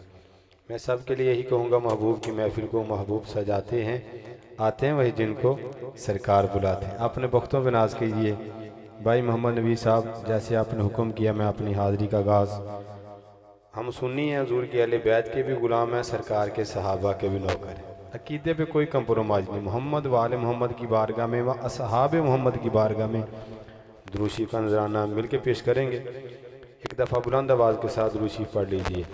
صلی اللہ علیہ یا رسول اللہ۔ شکریہ۔ الکرام صلی اللہ علیہ وسلم، سلامت رہی۔ محبت کے ساتھ کہنا ذرا سبحان اللہ۔ جیڑا بالکل خوش تے فریش بیٹھا ہے، ایک باری دائیں ہاتھ بلند کر کے کہ سبحان اللہ۔ بھائی تنویر صاحب، حافظ عتیق صاحب، انہاں دا حکم سی جی میں دافن اپنی حاضری پیش کر رہے ہیں، مل کیا خود را سبحان اللہ تے رل کے پڑھنا اور کہنا ہے۔ اللہم صلی علی سیدنا و مولانا محمد، اللہم صلی علی سیدنا و مولانا محمد، اللہم صلی علی سیدنا و مولانا محمد، اللہم صلی علی سیدنا و مولانا محمد وعلا سیدنا علی و سیدتنا فاطمہ و سیدتنا زینب و سیدنا حسین و سیدنا حسین وعلا آلہ و صحبہ و بارک وسلم۔ پیارے نبی کی ذات پہ، پیارے نبی کی ذات پہ رب کا سلام ہے، پیارے نبی کی ذات پہ، پیارے نبی کی ذات پہ رب کا سلام ہے۔ سرکار دو جہان پر، سرکار دو جہان پر سب کا سلام ہے۔ اللہم صلی علی سیدنا و مولانا محمد، اللہ کے شیر حیدر پر درود اللہ کے شیر حیدر اللہ کے شیر حیدر کرار پر درود مولا حسن حسین کے مولا حسن حسین کے مولا حسن حسین کے کردار پر درود اللہم صلی علی سیدنا ایک ہاتھی امام حسن دے نام دے دوجا ہاتھی امام حسین دے نام دے دونوں شہزادے دے نام دے دوویں ہاتھ بلند کر کے سارے کہو گے مولا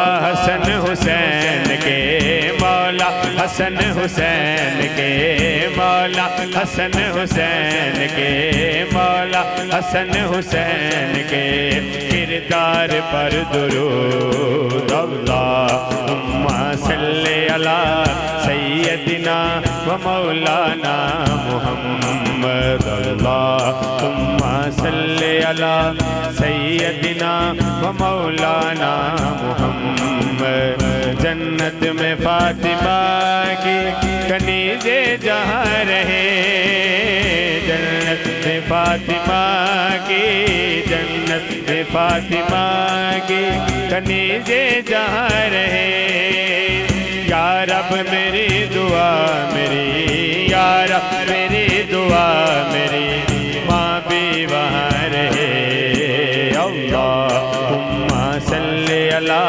سیدنا و مولانا محمد جنت میں مصطفیٰ کے صحابہ جہاں رہے جنت میں مصطفیٰ کے صحابہ جہاں رہے یا رب میری دعا میرے یا رب میری دعا میرے پاپا وہاں رہے اللہم صلی علی سیدنا و مولانا محمد اللہم صلی علی سیدنا و مولانا محمد زینب کی بارگاہ میں سلام نیاز ہے زینب کی بارگاہ میں زینب کی بارگاہ میں سلام نیاز ہے جو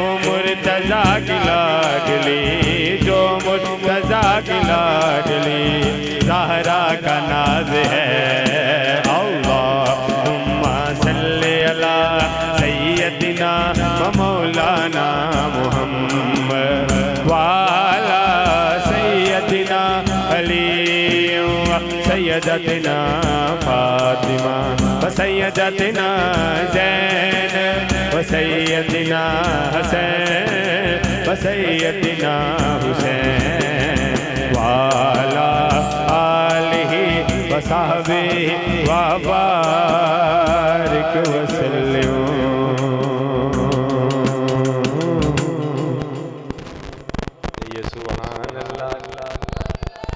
بڑی سونی کار دے وچ محفل سجائی ہے حافظ صاحب تو جو نوید بھائی سلمان بھائی تو جو سرکار دے میلاد نوں تسی سجایا ہے میں بڑا پیارا سرکار دی آمد حوالے نال کلام پیش کر رہا بالکل نہیں شرمائیدہ حضور دی محفل جاوے جویں دا میری طرفوں ایکشن ہوئے ریئیکشن تہاڈی طرفوں دا ہونا چاہیے مینوں پتہ چلے سرکار دے دیوانے جاگ رہے میں اکثر بندیاں نوں ویکھیا بندے الیکشناں تے بڑا بول دے نے حضور دے نام دے نہیں خدا دی قسم اس پاک اسرا ذکر جنہاں نے قبراں دے وچ بھی آ جانا ہے کل نوں حشر دے وچ آ کے چھڑا بھی لینا اپنے محبوب دے نام تے بولیا کرو اینی سردی نہیں ایک واری دوویں ہاتھ بلند کر کے آکھو نا سبحان اللہ ماشاءاللہ تے رل کے کہنا ہے بڑی سونی محفل سجائی ہے تے خوش ہو کے کہنا ہے خوشی آمنہ دے لال دی منائی ہوئی ہے خوشی آمنہ دے لال دی منائی ہوئی ہے خوشی آمنہ دے لال دی منائی ہوئی ہے خوشی آمنہ دے لال دی منائی ہوئی ہے اسا محفل حضور دی سجائی ہوئی ہے اسا محفل حضور دی سجائی ہوئی ہے اسا محفل حضور دی سجائی ہوئی ہے اسا محفل حضور دی سجائی ہوئی ہے چولیاں مرادہ نال پری جاواں گے نبی نبی علی علی کری جاواں گے چولیاں مرادہ نال پری جاواں گے नबी अली अली करी जावांगे गल आशका ने मुकदी मुकाई होई है इन्हें दोनों हाथ बुलंद करके सरकार के नाम में मिल के कहना है हसा महफल हुजूर दी सजाई होई है हसा महफल हुजूर दी सजाई होई है हसा महफल हुजूर दी सजाई होई है खुशियां मिना दे लाल दी मनाई होई है खुशियां मिना दे लाल दी मनाई होई है असा महफल हुजूर दी सजाई होई है असा महफल हुजूर दी सजाई होई है इजाद नू ज़माने दे सी कौन जानदा गलियां च रहिंदा सी खाक छानदा इजाद नू ज़माने दे सी कौन जानदा गलियां च रहिंदा सी खाक छानदा फिर गल अली दे लाला ने बनाई हुई है गल अली दे लाला ने बनाई इन्हें जिदी गल अली दे लाला ने बनाई है थोड़ी दिले कट कर दो बाकी कमाल याल करामो सोन जिंदाबाद जिदी गल अली दे लाला ने बनाई है दोनों शहजादे नाम तो दोवें हाथ बुलंद मेरी दुआ जेड़ा हसन हुसैन दे नाम ते हाथ बुलंद करे अल्लाह नु किसी कमीने बंदे दा मोहताज ना करे जिदे दोवें ही हैं एक बार दोनों हाथ बुलंद करके सारे कह दो गल अली दे लाला ने बनाई हुई है गल अली दे लाला बनाई हुई है असा महफल हुजूर दी सजाई हुई है असा महफल हुजूर दी सजाई हुई है असा महफल हुजूर दी सजाई हुई है खुशियां मिना दे लाल दी मनाई हुई है खुशियां मिना दे लाल दी मनाई हुई है असा महफल हुजूर दी सजाई हुई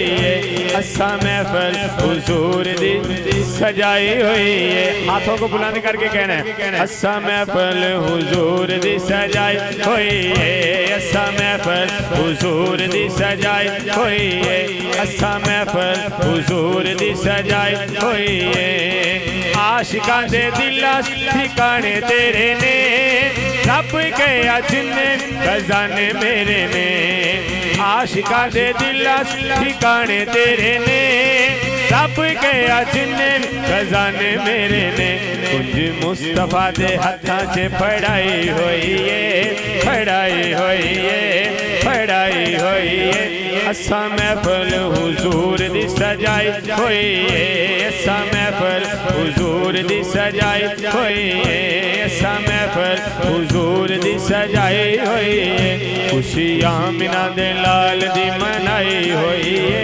खुशियां मिना दे लाल दी मनाई होई है असा महफल हुजूर दी सजाई होई है नारा रिसालत कमाल ताजदारे खत्म नबूवत रिपीट कर बाकी कमाल है सुभान अल्लाह कह सकते हो जी बड़ा प्यारा और सेठ तनवीर साहब तो जो बड़ा प्यारा और बड़ा मरूफ मेरा पढ़िया है कलाम पेश कर रहे हैं सलमान भाई सरकार का जश्न सजाया है गुलामा ने हजूर दी महफल च आए ने ते गज बज के सरकार दी महफल जो खुश होके कहना सुभान अल्लाह माशाल्लाह ते डाल के पढ़ना और कहना है कमल कालिए शान निरालिए दो जग सोने दे दर्दा सवालिए ईमान है सरकार दी कमली काली ते शान निराली सुभान अल्लाह हाथ दोनों बुलंद करके आंखों हाके कमली कालिए शान निरालिए दो जग सोने दे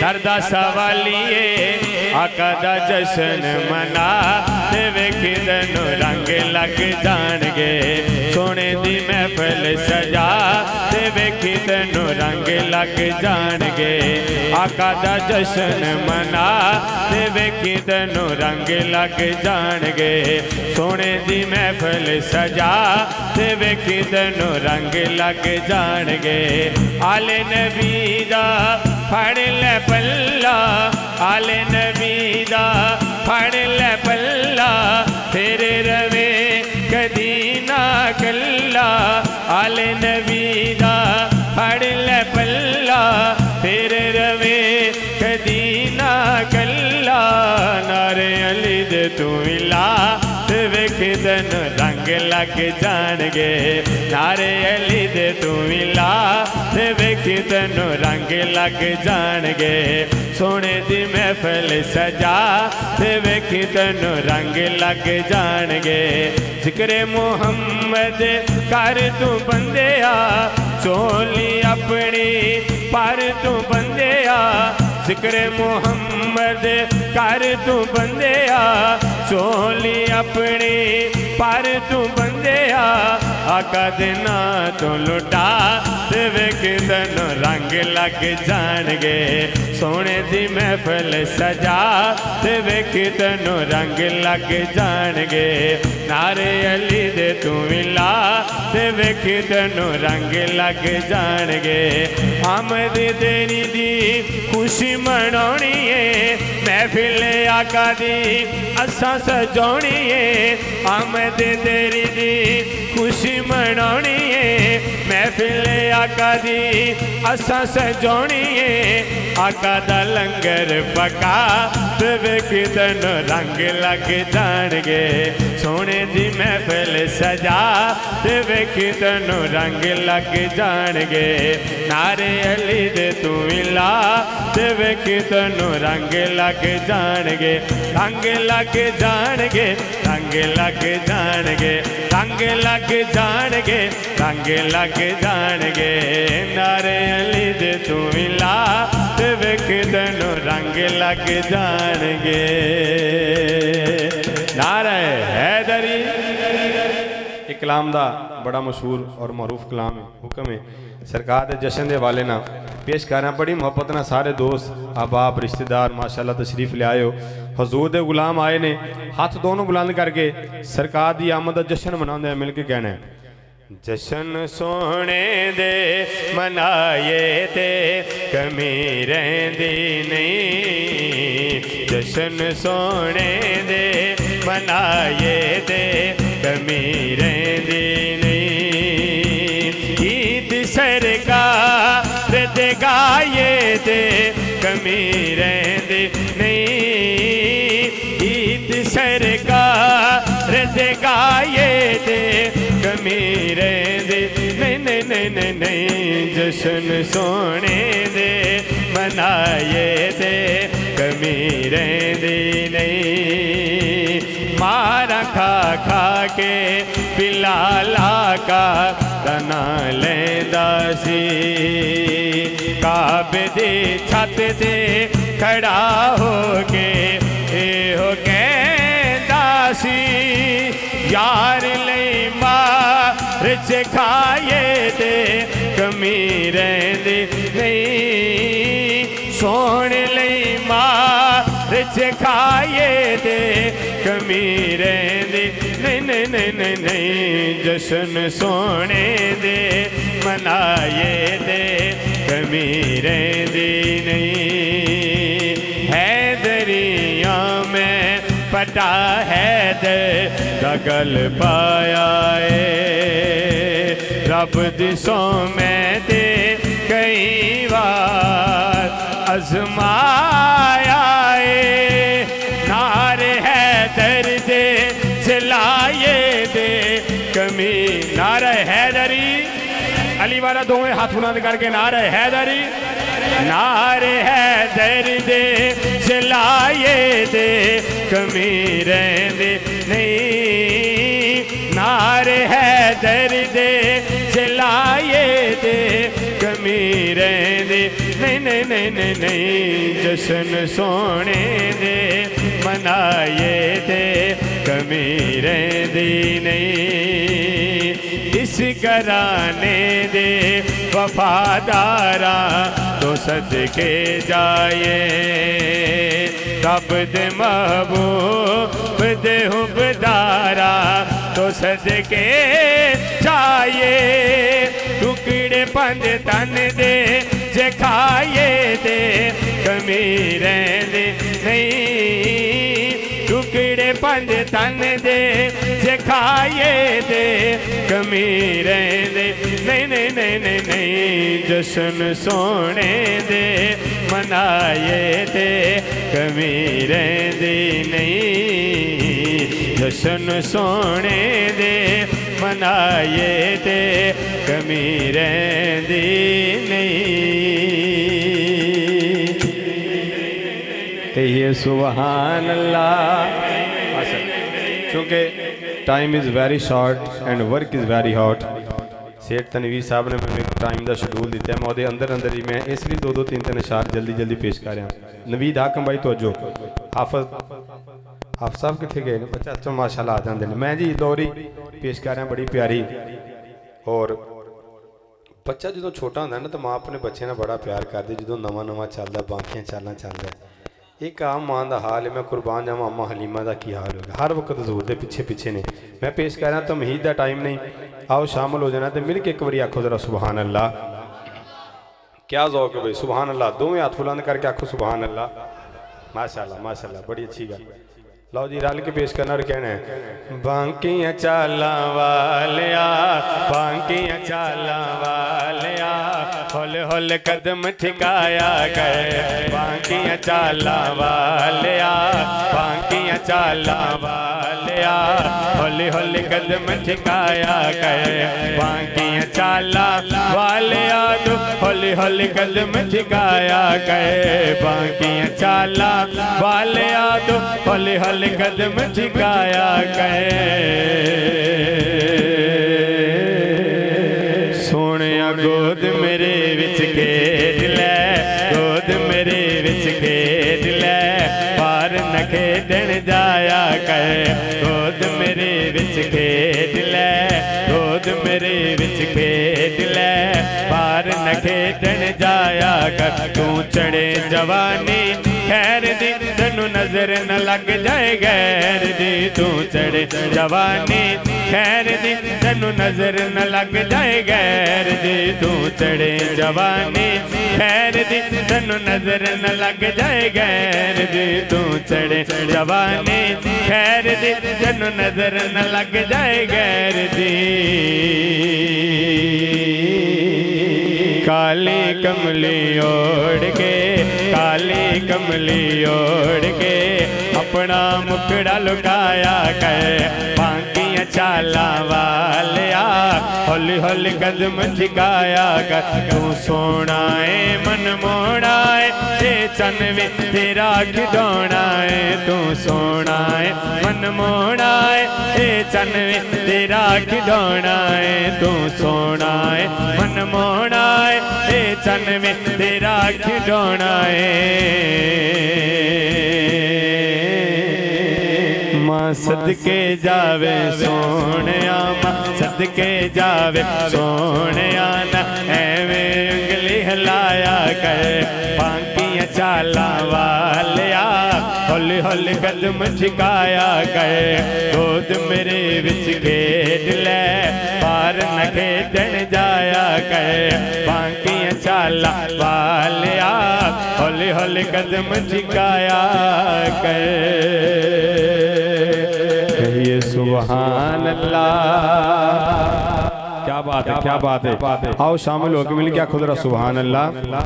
दिल बेचैन नु चैन दिलोड़े, दिल बेचैन नु चैन दिलोड़े, दिल बेचैन नु चैन दिलोड़े। सानू मीम दे दिलोड़े, दिल बेचैन नु चैन दिलोड़े, दिल बेचैन नु चैन दिलोड़े। जन्नत तेनू जान देंगे, जन्नत तेनू जान देंगे। हाथ दोनों बुलंद करके कहना है, हाफ साहब है नज़ारा देखना। बस है दर्द सैन दे लोड़े, बस है दर्द सैन दे लोड़े। बस बस बस बस बस है दर्द सैन दे लोड़े, बस है दर्द सैन दे लोड़े। सानू मीम दे दिलोड़े दिल बेचैन नु चैन दिलोड़े तैनू होने यजीद मुबारक तैनू होने यजीद मुबारक हाथ दोनों बुलंद करके एक बारी कहना है सानू हसन हुसैन दे लोड़े सानू हसन हुसैन दे लोड़े सानू हसन हुसैन दे लोड़े सानू मीम दे दिलोड़े दिल बेचैन नु चैन दिलोड़े हशर दे आड़े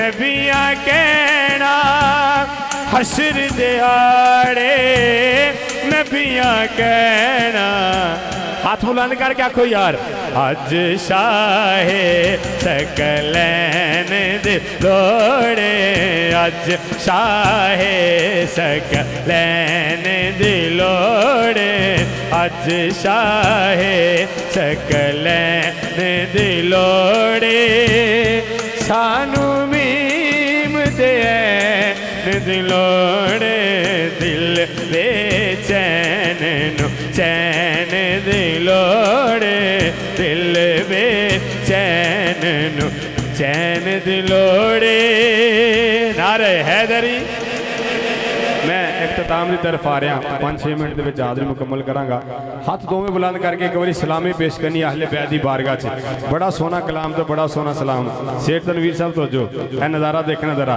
इन्हां दे हाथ बुलंद देखना और मिल के कहना है कलमे दे वारिसानो कलमे दे वारिसानो कलमे दे वारिसानो मेरा सलाम होवे मेरा सलाम होवे जन्नत दे मालिकानो मेरा सलाम होवे कलमे दे वारिसानो कलमे दे वारिसानो गाजी नु वेखिया दे मेरे विराट बोली गाजी नु वेखिया दे मेरे विराट बोली तिन दे प्यासियानो तिन दे प्यासियानो मेरा सलाम होवे कलमे दे वारिसानो कलमे दे वारिसानो होया ने जेड़ियां वी करबल दी रेत उते होया ने जेड़ियां वी करबल दी रेत उते ओना तिलावतानो ओना तिलावतानो मेरा सलाम होवे कलमे दे वारिसानो कलमे दे वारिसानो मेरा सलाम होवे जन्नत दे मालिकानो मेरा सलाम होवे कलमे दे वारिसानो दसिया जिना सानू ज़हरा ते गदा रुतबा दसिया जिना सानू ज़हरा ते गदा रुतबा ओना सहाबियानो मेरा सलाम होवे कलमे दे वारिसानो कलमे दे वारिसानो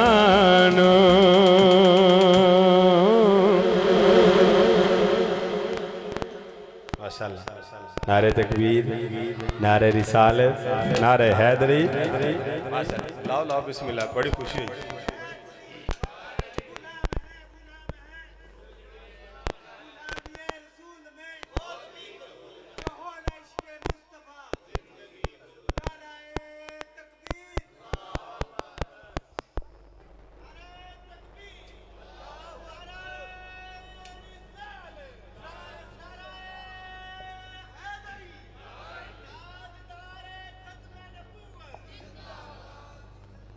माशाअल्लाह जी भाई जान ने हुक्म किया जी बाबा फरीद गंजे शक्कर आपकी बारगाह च भी मैं मुर्शद सोना का एक शेर पेश करांगा लेकिन उन्होंने मनकबत अलहदा भी ਉਹਦਾ ਵੀ ਇੱਕ ਸ਼ੇਰ ਪੇਸ਼ ਕਰਾਂਗਾ ਉਸ ਤੋਂ ਕਬਲ ਇੱਕ ਸ਼ੇਰ ਮੌਲਾ ਅਲੀ ਸਰਕਾਰ ਦੀ ਬਾਰਗਾਹ 'ਚ ਭਾਈ ਜੀ ਨੇ ਨਾਰਾ ਲਾ ਕੇ ਕਿ ਤਬੀਅਤ ਬਦਲ ਦਿੱਤੀ ਮੈਂ ਸਾਹਬਾ ਇਕਰਾਮ ਦਾ ਜ਼ਿਕਰ ਕੀਤਾ ਮੈਂ ਉਸ ਹਸਤੀ ਦੇ ਨਾਮ ਤੇ ਹੱਥ ਬੁਲੰਦ ਕਰਨ ਨੂੰ ਕਹਿ ਰਿਹਾ ਜਿਹਦੇ ਨਾਂ ਤੋਂ ਤੁਸੀਂ ਮੈਂ ਨਹੀਂ ਮੇਰੇ ਕਰੀਮ ਆਕਾ ਨੇ ਗਦੀਰ ਖੂਨ ਦੇ ਮੌਕਾ ਤੇ ਮੌਲਾ ਅਲੀ ਸਰਕਾਰ ਦਾ ਬਾਜ਼ੂ ਹਵਾ ਦੇ ਵਿੱਚ ਲਹਿਰਾ ਕੇ ਫਰਮਾਇਆ ਸਮਾਨ ਕੁਨ ਤੋਂ ਮੌਲਾ ਹੋ ਫਹਾਜ਼ਾ ਅਲੀ ਮੌਲਾ ਲੋਕੋ ਜਿਦਾ ਜਿਦਾ ਮੈਂ ਮੌਲਾ ਉਹਦਾ अली मौला अली के चेहरे को देखना इबादत अली का जिक्र करना इबादत अली का नाम सुनकर अब भी खैबर काम हो जाता है मोमिन और मुनाफिक की पहचान नारे हैदरी हाफिज साहब तवज्जो हाथ दोनों बुलंद करके कोई नारे हैदरी यार शर्माया ना करो हाथ बुलंद करके कोई नारे हैदरी हो साडा मौला अली नाल प्यारे जिदा है हाथ बुलंद करके नारे हैदरी सुभान अल्लाह ਉਹ ਬਜ਼ੁਰਗ ਵੇਖੋ ਮੇਰੇ ਬਜ਼ੁਰਗ ਨੂਰਾਨੀ ਚਿਹਰਾ ਉਹ ਬਜ਼ੁਰਗ ਹੋ ਕੇ ਦੋਵੇਂ ਹੱਥ ਬੁਲੰਦ ਕਰ ਰਹੇ ਨੇ ਤੁਸੀਂ ਜਵਾਨ ਹੋ ਤੁਸੀਂ ਹੁਣ ਹੱਥ ਨਹੀਂ ਬੁਲੰਦ ਕਰ ਰਹੇ ਕੱਲ ਨੂੰ ਤੁਹਾਡਾ ਕੀ ਬਣੇਗਾ ਹੱਥ ਬੁਲੰਦ ਕਰਨਾ ਮਾਸ਼ਾਅੱਲਾ ਕੀ ਬਾਤ ਹੈ ਸੁਭਾਨ ਅੱਲਾਹ ਹੱਥ ਖੜਾ ਕਰਕੇ ਕਹਿਣਾ ਉਹ ਸਾਡਾ ਮੌਲਾ ਅਲੀ ਨਾਲ ਪਿਆਰੇ ਜਿਹੜਾ ਜੰਨਤ ਦਾ ਸਰਦਾਰ ਜਿਹੜਾ ਡੁੱਬੀਆਂ ਬੇੜੀਆਂ ਤਾਰੇ ਸਾਡਾ ਪੀਰ ਅਲੀ ਏ ਸਾਡਾ ਪੀਰ ਅਲੀ ਏ ਸਾਡਾ ਪੀਰ ਅਲੀ ਏ नबी दा वीर अली जेड़ा नाल अली दे बुक्स रखे ओ बंदा बेईमाने ओ जन्नत विच नहीं जा सकदा ओ दोज़ख दा सामाने जेड़ा नाल अली दे बुक्स रखे ओ बंदा बेईमाने और जन्नत विच नहीं जा सकदा ओ दोज़ख दा सामाने मेरी गल दा कर एतबारे अली मोमिन दा सरदार जेड़ा डुबियां बेड़ियां तारे साडा पीर अली नबी दा वीर अली साडा पीर अली नबी दा वीर अली अली काबे दे विच जम्मिया पंज पाक नबी ने चाया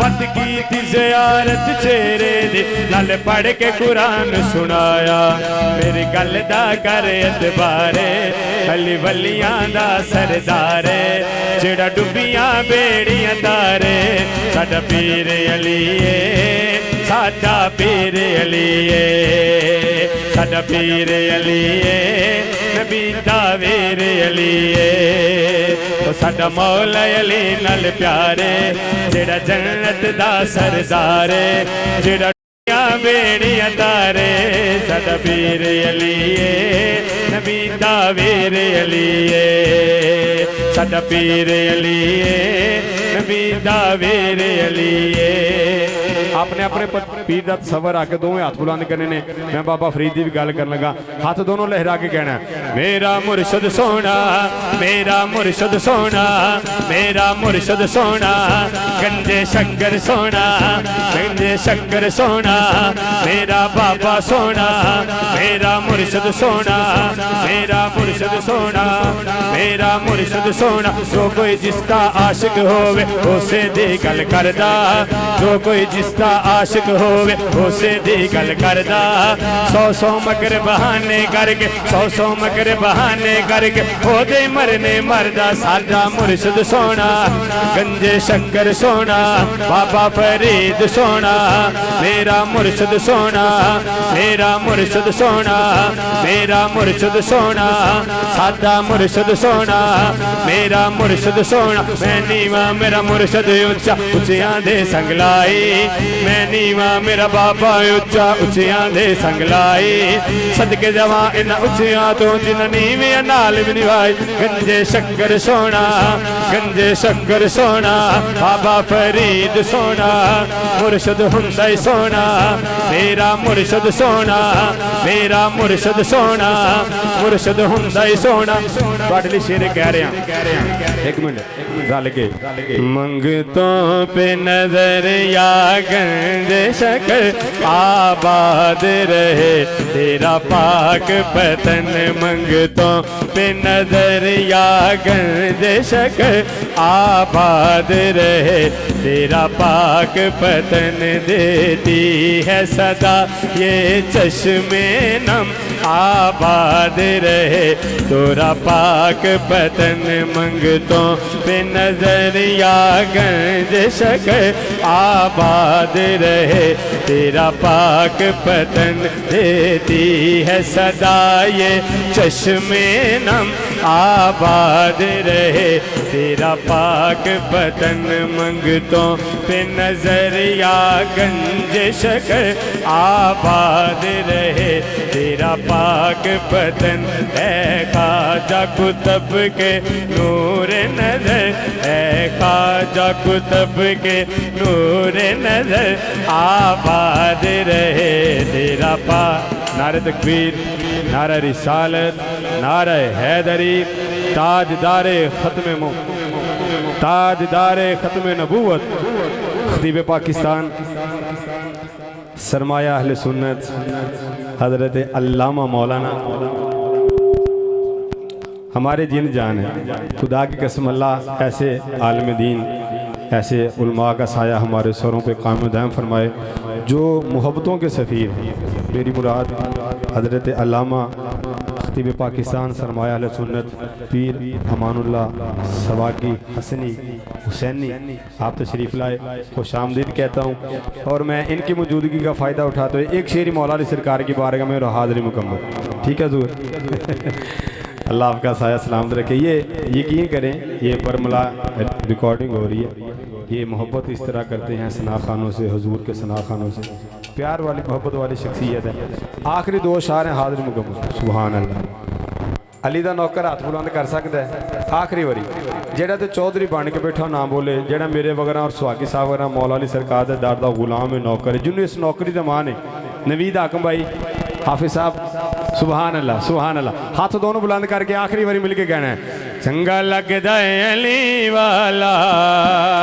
سونا لگدا ہے علی والا چنگا لگدا ہے علی والا سونا لگدا ہے علی والا علی مولا مولا علی مولا علی مولا مولا علی مولا علی مولا مولا علی مولا چنگا لگدا ہے علی والا سونا لگدا ہے علی والا کسے بھی میدان دے سن لے سن لے سن لے نہیں پجدا ہے علی والا سونا لگدا ہے علی والا علی مولا مولا علی مولا علی مولا مولا علی مولا علی مولا مولا علی مولا مارک بودلا سائنو جد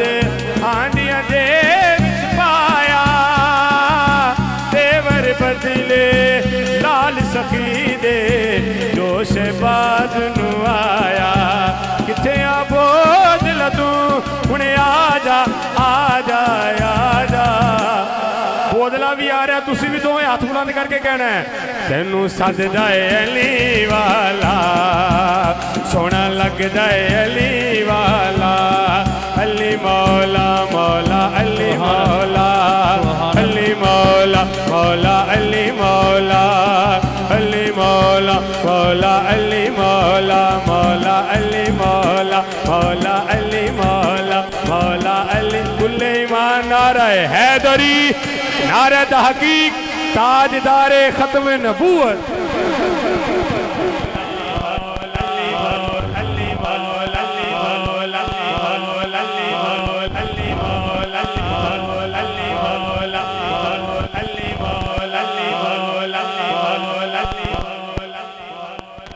ماشاءاللہ بہت خوبصورت حاضری پیش کر رہے تھے جناب مزمل حسین سیفی صاحب تو بڑا خوبصورت ساؤنڈ چلا رہے تھے الکرامہ ساؤنڈ سسٹم اللہ والے تسی انشاءاللہ تیار ہو اگلے سال اگلے مہینے میری حاضری طرح نال ہی لے جانا انشاءاللہ میں نقابت کراں گا تسی ساؤنڈ چلائے سرکار دے در جاری دوں میں پیش کریں گے اللہ تانوں سلام رکھے اے پتر پھڑ میں بلا تمہیدی اے ننے منے بچے نو دعوت دیں گا بس 2 یا 3 اشعار پڑھن کے جناب محمد احمد صاحب تشریف لاتے ہیں اور بارگاہ مصطفیٰ میں ہدیہ عقیدت کے پھول نشاور کرتے ہیں.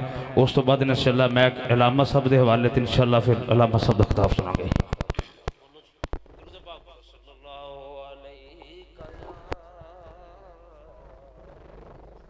صلی اللہ علیہ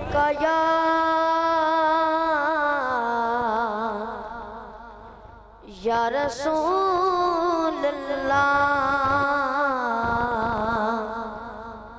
وسلم علیہ یا حبیب اللہ.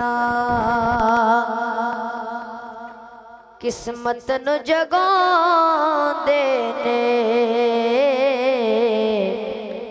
قسمت نو جگان دینے قسمت نو جگان دینے جڑے آقا دا میلاد منو دینے او جیڑے میرے آقا دا جیڑے میرے آقا دا میلاد منو دینے جیڑے میرے آقا دا میلاد منو کوئی گٹک کھجور دیے کوئی گٹک کھجور دیے کوئی گٹک کھجور دیے تیلوں کی چڑھدا چن ویندے مینوں تانگ حضور دیے تیلوں کی چڑھدا چن ویندے مینوں تانگ حضور دیے.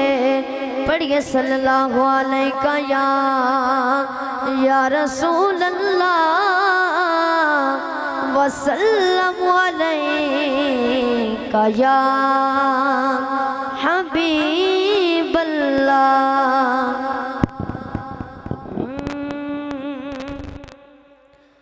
سرداریاں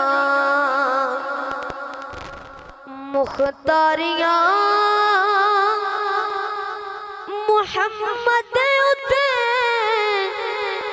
ختم ہو گیاں سرداریاں مختاریاں محمد اتے ختم ہو گیاں دلداریاں تے یاریاں محمد اتے ختم ہو گیاں. اقصا دے وچ یوسف کیا ہن میں کداں سونا رہیا. اقصا دے وچ یوسف کیا ہن میں کداں سونا رہیا. قدرت دیاں شاہکاریاں قدرت دیاں شاہکاریاں محمد اتے ختم ہو گیاں سرداریاں. چن توڑ کے جوڑے کیڑا سورج پیشاں موڑے کیڑا چن توڑ کے جوڑے کیڑا سورج پیشاں موڑے کیڑا अज़मतां ए अज़मतां सुन सारियां ए अज़मतां सुन सारियां मुहम्मद उते खत्म हो गया सरदारियां।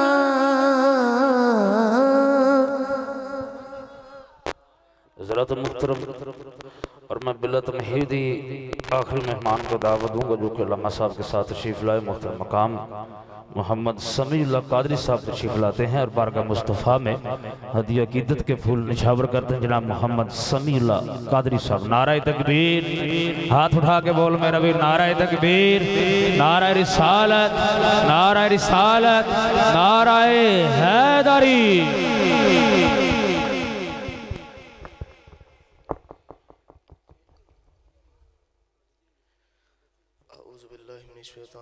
बिस्मिल्लाहिर्रहमानिर्रहीम।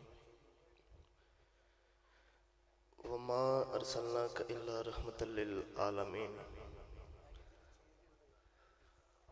वमा अरसलनाका इल्ला रहमतल लिल आलमीन। है कोई बंदा जिन्हों सब तो वड्डी नात सुन के मजा जरा सज्जा हाथ चौक के बोले सुभान अल्लाह। अल्लाह पाक ताड़े ज़ौक़ नूं सलामत रखे।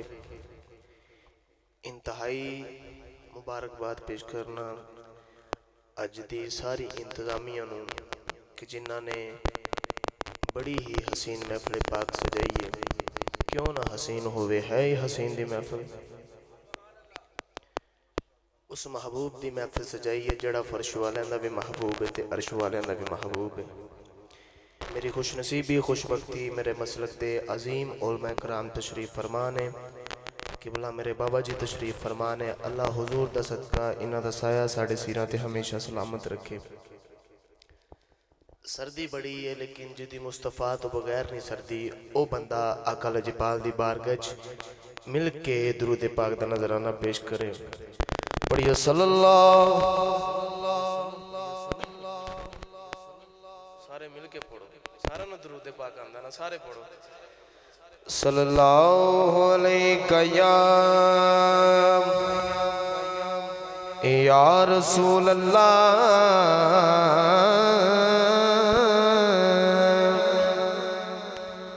वसल्लम अलैका या हबीब अल्लाह। जरा मिल के पढ़िए सल्लल्लाहु अलैका या रसूल अल्लाह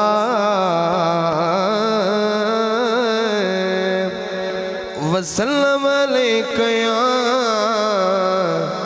हबीब अल्लाह।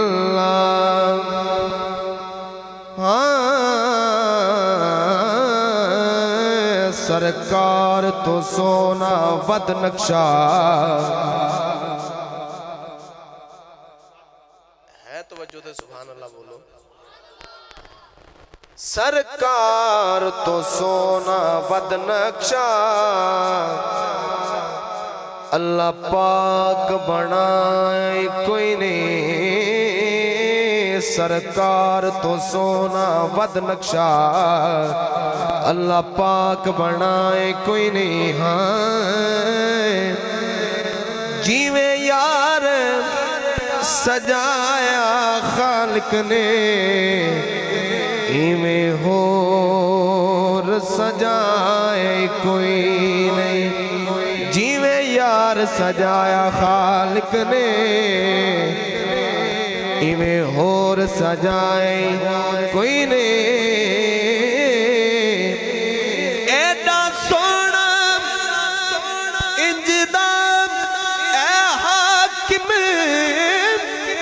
कोई जग विच आया कोई नहीं। सानी तू उस जात दा लबना है जिस जात दा साए कोई नहीं।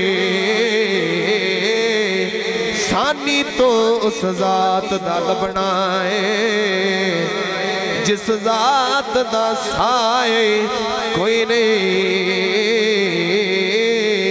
नबी पाक दे शहर दी गलियां चों कोई गली नाराज ना होवे नबी पाक दे शहर दी गलियां चों कोई गली नाराज ना होवे भावे मेहरे अली भावे गौस जले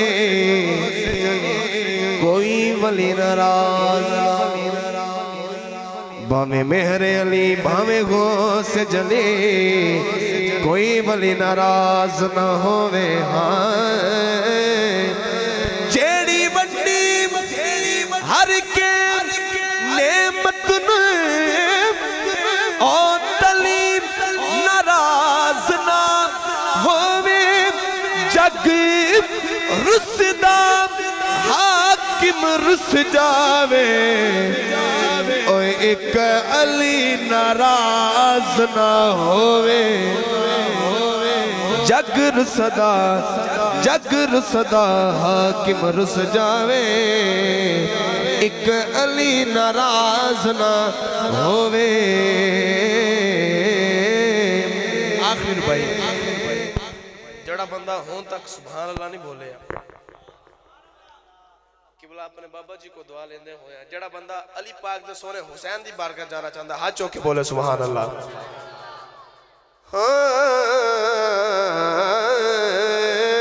ओ मंज़िल कदी नहीं पा सकदे ओ मंज़िल कदी नहीं पा सकदे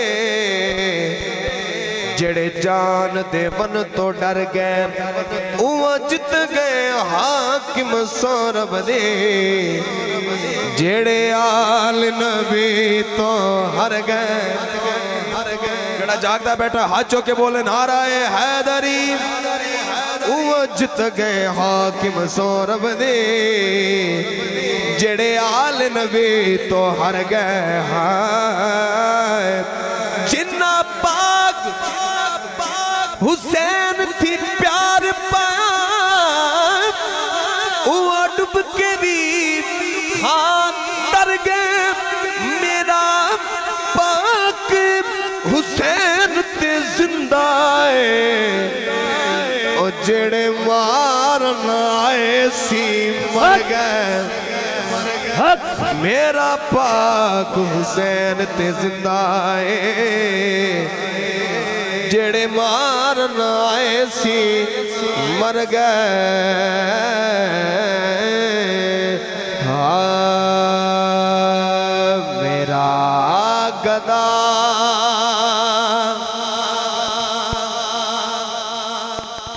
मेरा मंगता मेरा गुलाम आए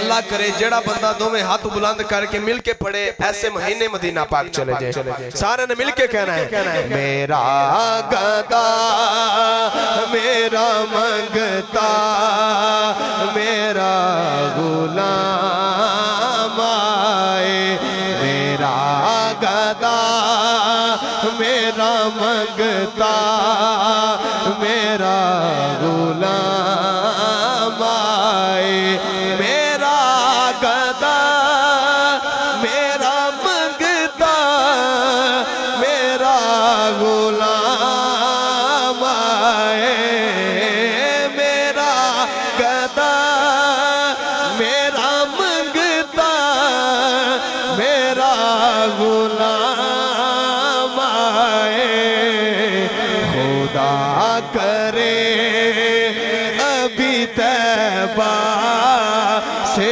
ये पयाम आए ये पयाम आए खुदा करे अभी तैबा से ये पयाम आए गुलाम ज़हरा हूँ मैं तो अली का नौकर नाराए हैदरी गुलाम ज़हरा हूँ मैं तो अली का नौकर हूँ हमें पंज तनी निस्बत ही मेरे काम आए, मेरे काम आए। हमेशा पंज तनी निस्बत ही मेरे काम आए। मैं देखता ही रहूं बस आपके रोज़े को, मैं देखता ही रहूं बस आपके रोज़े को। जनाबे ज़हरा का सदका कोई ऐसी शाम आए। मेरा गदा मेरा मंगता मेरा गुलाम आए।